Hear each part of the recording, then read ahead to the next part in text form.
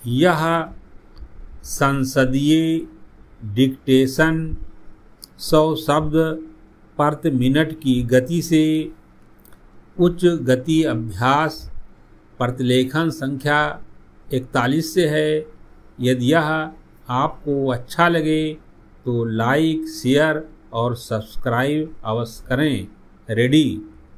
अध्यक्ष महोदय, सरकार चाहती है कि अन्न के मामले में देश आत्मनिर्भर बने, तो मेरा सुझाव है कि जिन जगहों पर काफ़ी संख्या में ट्रैक्टर से काम लिया जा रहा है, आपको कोई कारखाना खोलना चाहिए और सस्ती कीमत पर उनकी मरम्मत की व्यवस्था करनी चाहिए।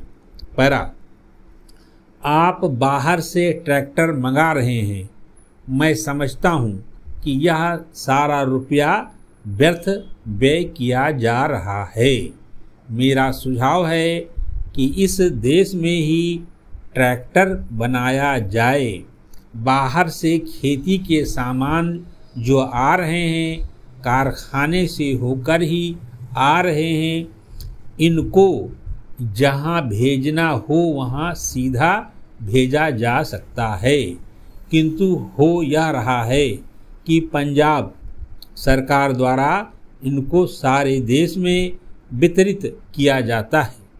चूँकि इनको पहले पंजाब भेजा जाता है और फिर सारे देश में भेजा जाता है, इसलिए खर्चा ज़्यादा लगता है। खर्चा कम करने के लिए, लागत कीमत कम करने के लिए यह आवश्यक है कि इनको सीधे भेजा जाए। मैं समझता हूँ कि इसमें कोई औचित्य की बात नहीं है। इस पर भी आपको विचार करना चाहिए। पैरा, आपको किसानों की सहायता करनी चाहिए। उनकी हिम्मत आप ना तोड़ें। हमें चाहिए कि उनको हम सस्ते दामों पर खाद दें, बिजली दें, बीज दें और पानी भी दें।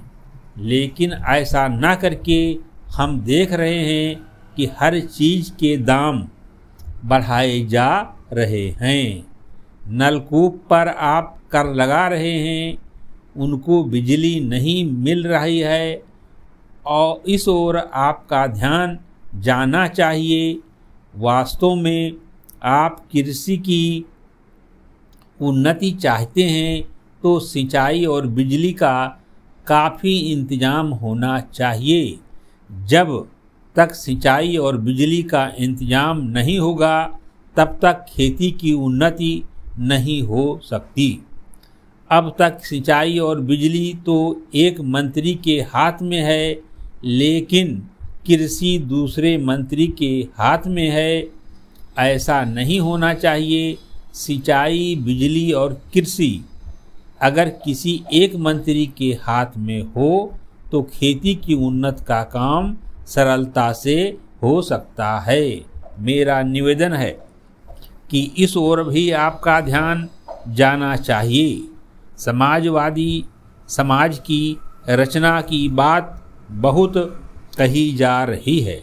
गरीबी को दूर करके हम सबको बराबर लाना चाहिए, लेकिन देश में गरीबी आज भी बढ़ती जा रही है। मैं यह नहीं कहना चाहता हूँ कि हमारे देश में सरकार ने कुछ नहीं किया है। समाप्त।